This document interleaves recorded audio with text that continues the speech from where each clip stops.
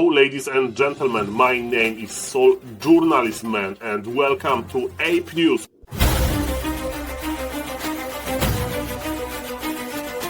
ApeNews are back. Sorry about yesterday, I was busy with the puppy, I was busy with something amazing. Because yesterday, a famous human player from France, Mr. Todd, invited me as a co-caster to his FFA tournament that he organized, and we had a very good matchup with very active FFA players. It was including Lemes, Junior, Torrente, Lelu, the Night Elf, and Mr. Rudy, who is like a little bit weaker player in the lane now. And it was a pleasure for me, and thank you for giving me this opportunity to improve my casting MMR. And ladies and gentlemen, the game was very interesting. The blue orc on the bottom left is Junior Torrente, and he was fighting versus two players.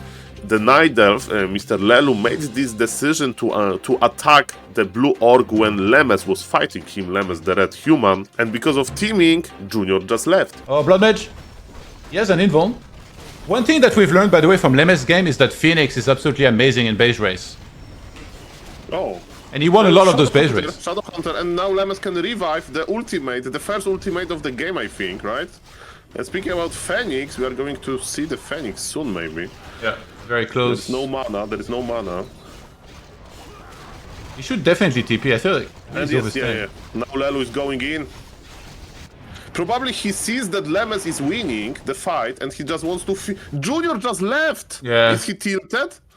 I mean, maybe, but this was like really shitty. It's very hard for him to piece from there. Because the other orc, Mr. Rudy, was defeated earlier, this FFA was changed into 1v1, but it was kinda FFA 1v1 because players had like 27,000 gold to begin with. And after a long fight with 100 supply versus 100 supply, the more efficient trades went to Lemes with some amazing micro, and this is the final fight, let's say, with a lot of ultimate. Just Phoenix and stuff.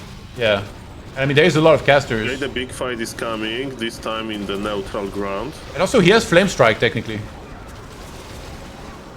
Okay, ultimate with the anti-magic. Dispelled and it's bolt coming. There's no mana? Okay. Oh, he has mana now. Now there is. But it's too late. Oh my god. Damage. MK going low. Okay. And right. now another ultimate under anti-magic. And Panda keeps running out of mana because of Siphon. So he won't even have ulti either here. Keeper could be in danger. He's gonna have to TP, I think. If he gets bolted, he might die here. Banish Bolt will kill him, I think. Oh no. Oh, you are right. Keeper is dead. So Lemes was victorious. Lemes will play in the final of Mr. Todd tournaments. Mr. Todd is like going to cast 3 more qualifiers, and I hope I will be back at the grand final to check how Lemes is going to do. Congratulations, Lemes. And ladies and gentlemen, to give you some most important news for 2 days ago, big final of a show match between Happy and Fortitude happened, and let me tell you, Fortitude is in a killer shape, and Happy again is not delivering, and there are even talks in the community that maybe Happy is like washed, as usually community says, and my take is that he was demoralized after being beaten by Palio Rifle. So we are on Terrana Stand, and again Terrana Stand brought the interesting meta of Dreadlord first. With Dreadlord you can keep Gargs alive, kinda, because you can carry on Swarm the Gyros, but it wasn't good enough. Stonebolt is one easy kill. Happy could go for Stone Form to try to dodge these, maybe.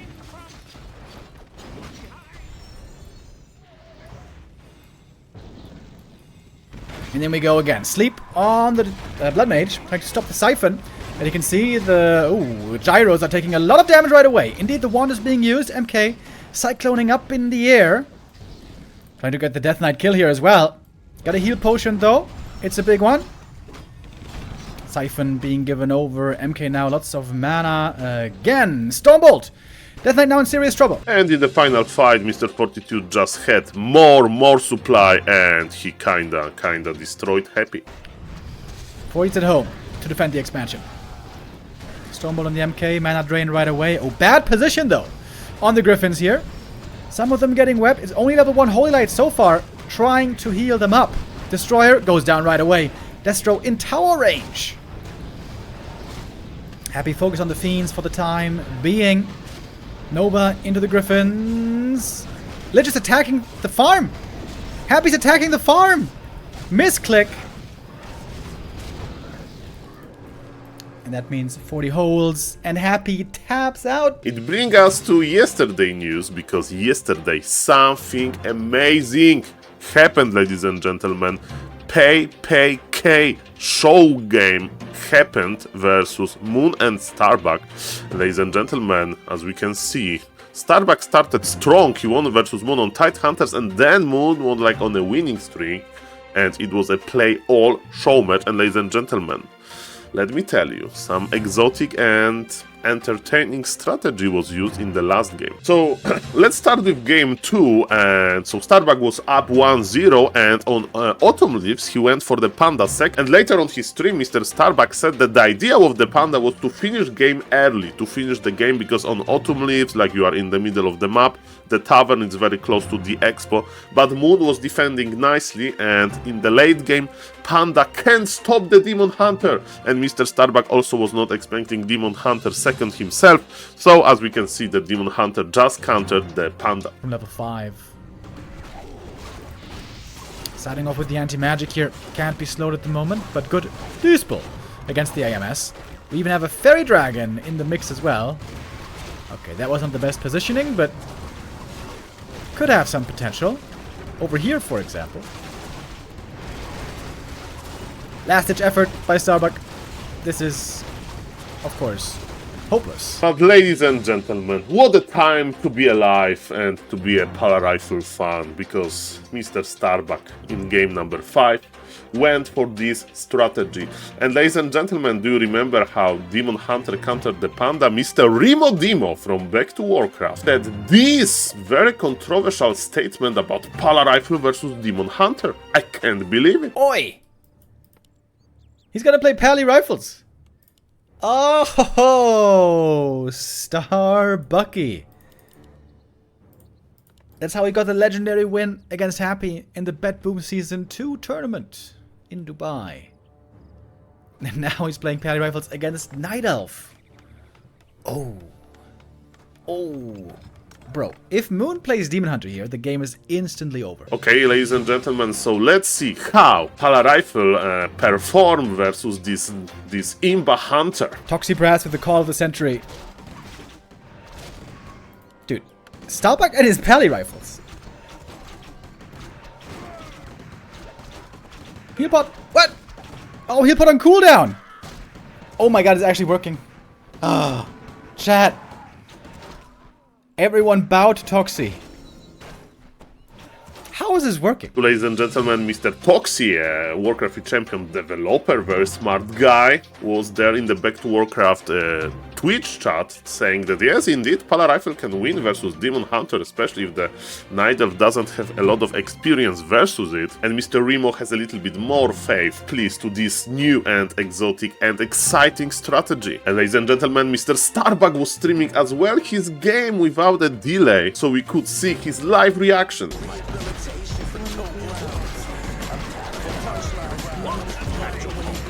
The forbidden build! Oh my fucking god. Oh shit! Polar Rifle Imba!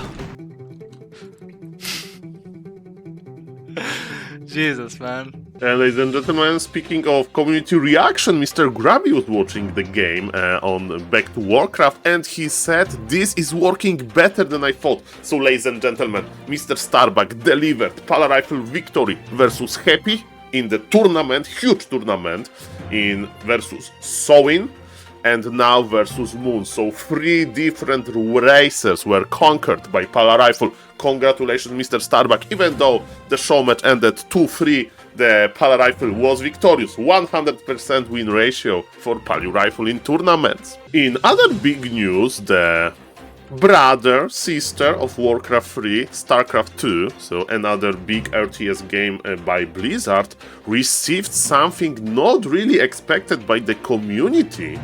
even though the StarCraft 2 is a bigger game than Warcraft 3 now, the amount of patch notes and patches for StarCraft was very small, and then the huge patch happened. And ladies and gentlemen, what is very interesting in this patch is that we have developer comments to every single change, and of course I'm not going to go deep into it. I remember just like Protoss Colossus is like this big unit, that's it. That's attacks like AoE, but I hope, ladies and gentlemen, this is a good example for like balance changes for Warcraft 3. And who knows, there are still some work. This developer patch that is kind of secret, so who knows, maybe we'll get actually something like that for Warcraft 3. And because of the patch, Mr.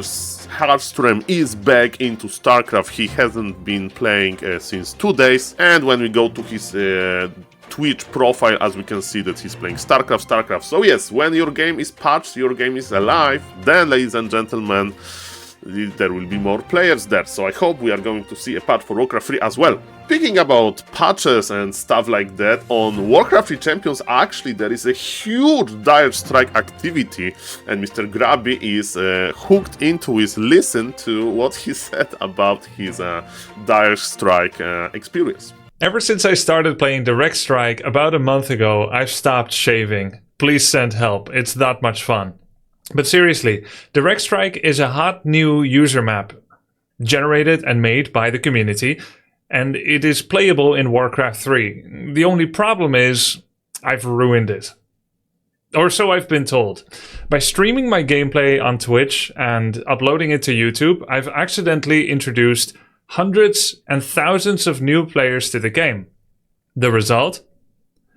Dozens of unsuspecting veterans have been subjected to the horror of playing with people who, well, aren't very good yet. And apparently I'm the one to blame. Full video will be most likely on Mr. Grabby Talks, and I'm actually interested to listen what he has to say about this. But ladies and gentlemen, of course we know that more players is better, so Mr. Grabby is probably joking a little bit. And if you are like a Dire Strike boomer that complains about it, ladies and gentlemen, don't do it. Don't do it. The more player, the better.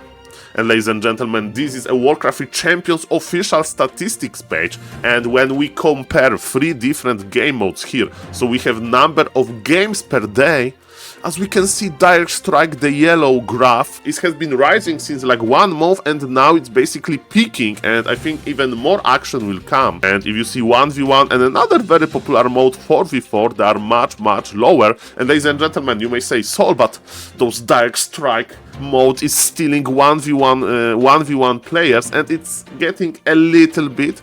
But ladies and gentlemen, look at these players per day. The amount of players at Warcraft 3 Champions duplicated, multiplied by 2. Warcraft 3 Champions is growing, Warcraft Champions is being bigger, more new players installed Warcraft 3 Champions on their computers. And I love it, because maybe a few of them will play 1v1, 2v2, 3v3, 4v4 and other modes. So basically what we want to have is like lower queue time with still high quality games. And more players, of course, is going to help with that. And now, ladies and gentlemen, a little bit a controversial topic here in the ApeNews. So if you remember, this Dolphin Cup was introduced, and Back to Warcraft is going to handle the Western qualifier. So for now, and everything is cool, and participants were invited. But, ladies and gentlemen, one of the invited participants, Mr. Hitman, was disqualified from the tournament by decision of the KK platform. And first of all, it's a little bit weird to get invited and then disqualified. And you may say, Saul, what Hitman did to get disqualified? So first thing first, there was a statement by the KK platform, or like somebody from Chinese community moderator, and basically it's about those controversies. By the way, this page was added like yesterday or today, so the situation is developing. So if we go to Mr. Hitman Wikipedia account, we can read that for a long period of time he's actively using the flag of the Republic of China, for instance in his Warcraft 3 Champions account Potholes. He also openly advocates for independence of Taiwan. These actions are illegal in mainland China, and consequently he was banned from the WPL 2024. So, ladies and gentlemen, as a Saul well-connected man, I contacted Mr. Hitman about this. And first thing first, let me tell you, it looks a little bit weird, this statement, because first of all, this is new. Second of all, there is no links. Where is the link to like Mr. Hitman saying something about mainland China? We remember the clip of Mr. Terror that he had some hard statements that he of course apologized for in this similar political flavor. But with Mr. Hitman, I don't remember. I have been active in the community since 3 years and I don't remember anything like that. And during my conversation with Mr. Hitman, he stated that he never commented about independence of Taiwan, and it's not like his interest to even talk about this matter. And also, what is even more crazy to me, ladies and gentlemen, he said that in 2019 he was invited to China to play in Warcraft 3 Gold League. And as we can see, it was in Shanghai, it was an offline event, and he was invited as an American player, and he said, Saul, everybody was so nice to me there, and I had no problem. So, ladies and gentlemen, of course, I'm open-minded, and if you have like any idea why this allegation was made, let me know, but I don't see any evidence. In 2019, he was in China, everything was okay, so it's definitely a little bit weird. Now we can talk about the Taiwan flag allegation. So again, I don't have like strong opinions about that. I don't know, can you like play under this flag or not? For example, some players are playing now under Ukraine flag, and in conversation with me, Mr. Hitman said that he can, and yes, he's playing under this flag because he has like Taiwanese root and he's like not doing it on purpose. So yes, again, this situation is quite weird, and what I have found was an interview with Mr. Colorful and Bidu at the Raraland, the like unofficial interview.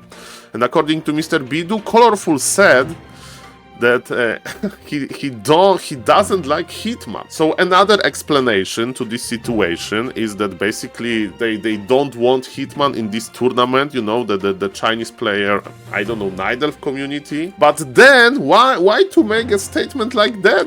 First of all, just don't invite Hitman, or if you want to disqualify him, just say Hitman was removed for like because we don't want him. And as a tournament organizer, you have the right to pick your player. And to finish the episode with something maybe a little bit less controversial, even though it's including Pala Rifle, there was another show match between Fortitude and Linguagua yesterday. And ladies and gentlemen, Mr. Fortitude, inspired by Mr. Starbuck Performance, I think, and he tested Pala Rifle versus a big lamer Linguagua. And ladies and gentlemen, SaulApeMan again was losing his mind with very strong backseating there. Okay, he's creeping the middle, which is like, he has this freaking scroll of regeneration, so you just use it now. Drain the mana from the creep! Drain the mana from the creep! Drain the mana from the creep! Drain the mana, okay. And I think with better base layout, Mr. Fortitude would win much earlier, but still, he was able to win, and even Linguagua couldn't lane him. But we know that he's checking Starbuck games, we know that he's respecting Starbuck, and he's checking Starbuck games, and Mr. Starbuck is like owning with this stuff of teleportation. So ladies and gentlemen, I hope that a fake stuff is going, fake TP, so stuff is going to be used soon, because it's time. And spend your mana on those freaking flame strikes. And when the last hidden expo of the lamer have been found, Mr. Linguagua just gave up. Because Linguagua has an expo here. Oh boy. GG's called, ladies and gentlemen. Mr. Fortitude, amazing game. So, ladies and gentlemen, thank you for watching. And yes, I will try to keep ApeNews daily, because as you can see, so much stuff is happening in Warcraft 3. And today we are going to have WSB, so this Korean organized tournament, and PayK show games 3 and 4. So, thank you for watching, and see you tomorrow in the next episode of ApeNews. Bye bye.